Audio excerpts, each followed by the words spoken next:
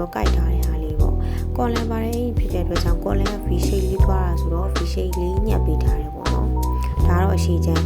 ဒါမင်းတောက်စာလေးပါတိတ်ပေးထားတယ်အင်ပတန်ခြေခံဆွဲနေရောမမေရဲ့အကောင့်ထဲမှာတင်ပေးထားတယ်ပေါ့နော်တစ်ချက်ဝင်ကြည့်လို့ရတယ်ဒါတော့အင်ကြိုက်ပြီးသားပေါ့ဒါနောက်ချမ်းမှာစစ်စာ3 cm ထည့်ပြီးပေါင်းထားပြီးသားပေါ့နော်ဒါကကြတော့နောက်ချမ်းကိုဒါလေးကတောက်လေးလိမ့်ပြီးသားပုံပါပြီးသားပေါ့နော်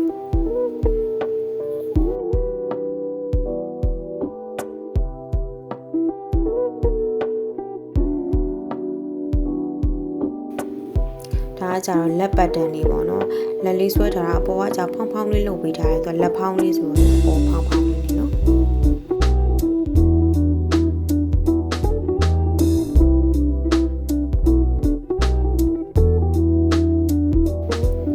ဒါလေးကကြတော့ကိုမင်းတို့တောက်ချုပ်ကြမယ်ပေါ့နော်ဒါတောက်ချုပ်နည်းလေးကိုလည်းမင်းပြပေးထားတယ်ပေါ့နော်အဲ့တော့တူတူလိုက်ချုပ်ကြည့်လိုက်ရအောင်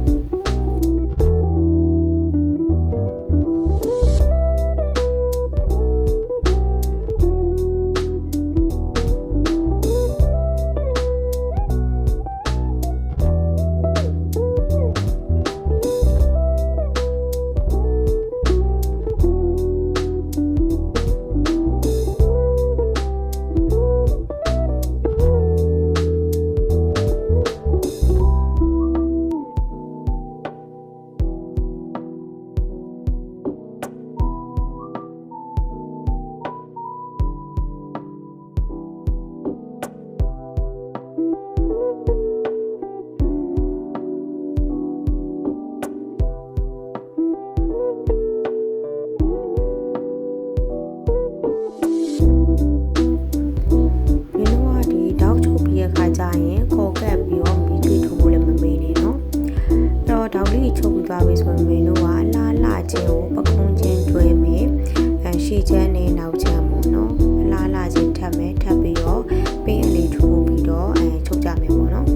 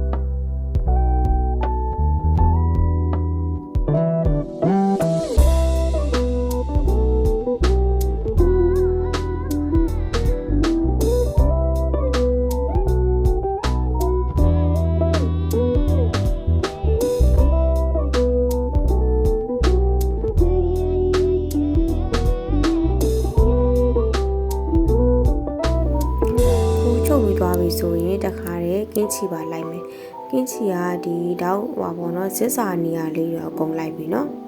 အဲ့ဒါမှဖွာပြီးမထွက်အောင်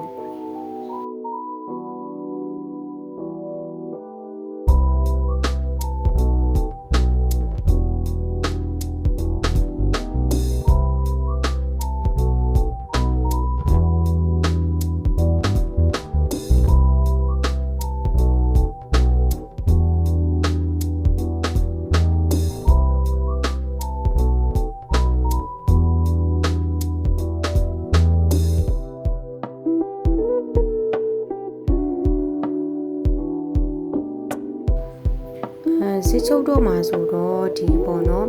ကိုယူမဲအရှိကိုစစ်တိုင်းမယ်ပေါ့နော်မင်းကတော့ဒါကိုပုံမှန်အင်းခရော့တော့ size ဆိုရင်တော့ဒီမြန်မာဝတ်စုံ size ဆိုရင်ပေါ့နော်14လက်မကိုပဲမြင်တယ်တုံးတယ်အဲ့တော့14လက်မစစ်စာကိုယူတယ်ပြီးအောက်ကိုခောက်စာလေးနည်းနည်းချမ်းမယ်3 cm ပေါ့နော်ခောက်စာချမ်းမယ်ပြီးရင်ဒီအပေါ်ပိုင်းတိုင်းတဲ့အခါမျိုးရှိရပေါ့နော်အပေါ်တိုင်းပြီးတော့မင်းတို့ကချုပ်ဖို့မှတ်တဲ့အခါအဲ့စစ်ကောင်းလေးရဲ့အောက်လေးကို1.5 cm လောက်အောက်ကိုချပြီးမှတ်မယ်အဲ့မှတ် တ်ထားတဲ့ဒီချုပ်မှာပေါ့နော်ချုပ်မယ်ဆိုတာကြတော့ဒီအောက်စစ်စာကိုချုပ်မှာမဟုတ်ပေါ်ကနေပြီးတော့မှတ်တဲ့ဟာဒီချုပ်မှာ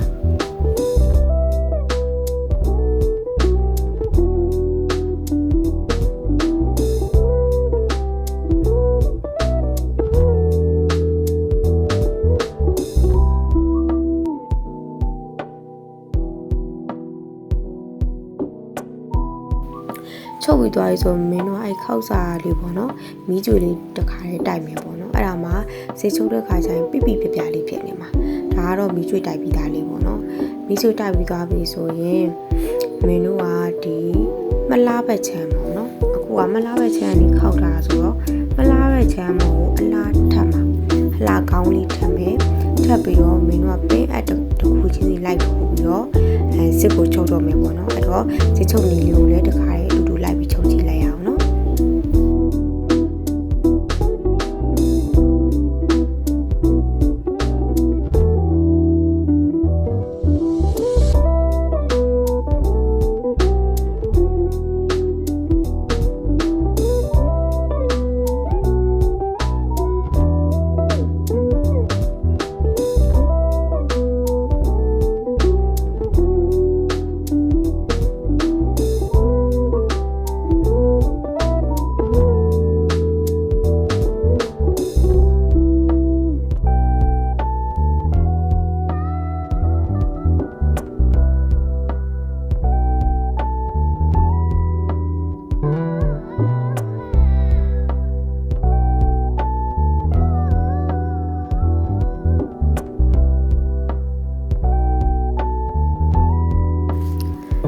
ခုကကြတော့ဒီပေါ့နော်စစ်ကိုဘေးနားလေးကနေပဲနင်းထားတာ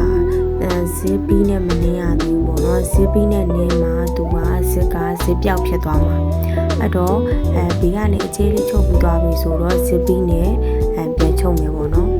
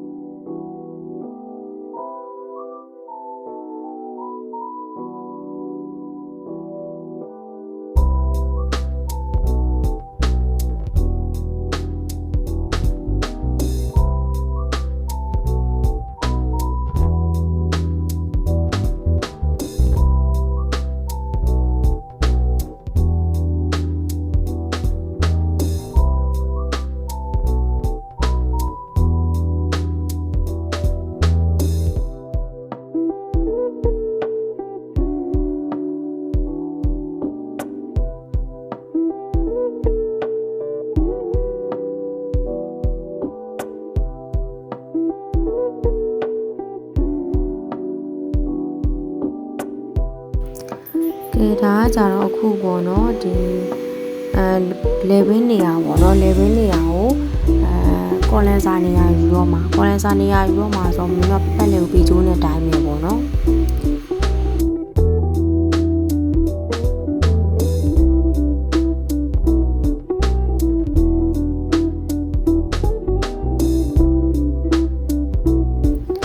မင်းဒါကွန်လန်ဘက်လုပ်ဖို့နော်ကွန်လန်ဘက်လုပ်ဖို့ဆိုတော့ခုနတိုင်းလိုက်တာကျတော့53စင်တီမီတာရှိတယ်အဲ့တော့53မှာဟိုဘက်1စင်တီမီတာဒီဘက်1စင်တီမီတာချုပ်စာထည့်လိုက်တော့55စင်တီမီတာရှိမှာပေါ့နော်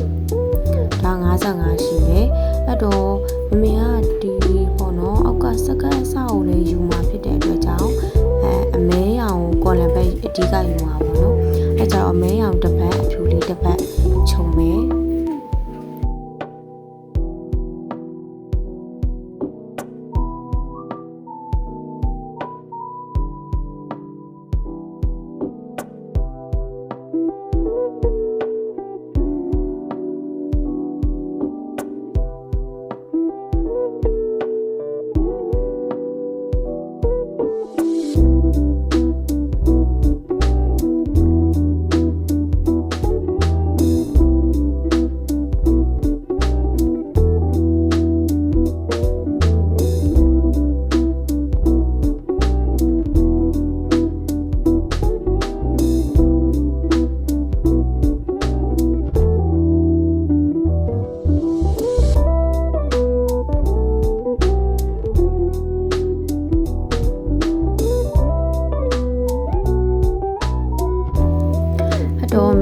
ကော်လန်ချုပ်တဲ့ခါကျရင်အလားမလားဘက်ကနေပြီးတော့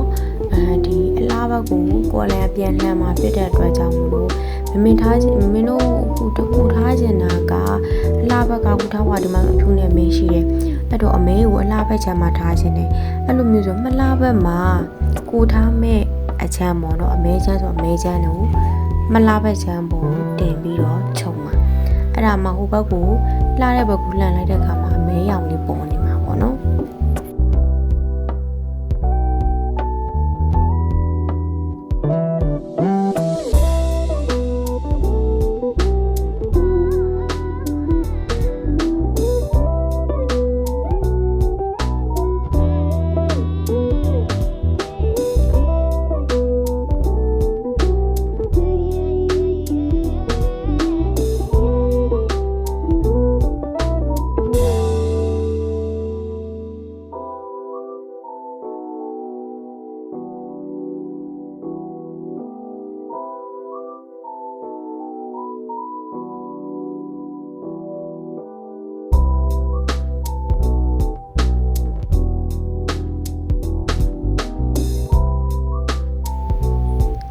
တော့ဒါကော်လန်ဘက်ချုပ်ပြီးသွားပြီပေါ့နော်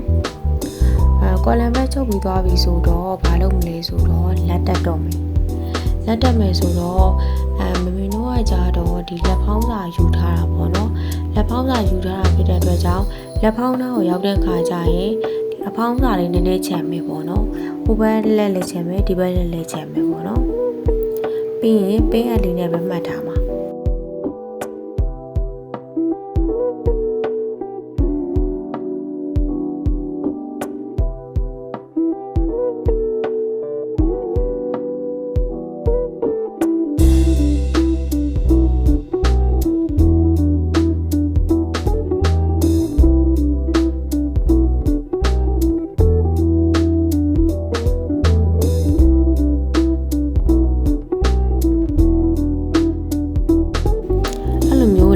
လေးချမ်းပြီးသွားပြီဆိုရင်မင်းတို့အဲ့နေရာတွန်လေးတွေတွန်မယ်ပေါ့နော်တခါတည်းချုပ်ယူချင်းချုပ်ပြီးတော့ဆွဲချလိုက်ရတယ်ဒီလိုတွန်လေးတွေလက်လေးနဲ့တခါတည်းတွန်သွားပြီးချုပ်လိုက်ရတယ်ပေါ့နော်ဘလုံးနဲ့ကိုအစင်ပြေသလိုချုပ်လို့ရပါတယ်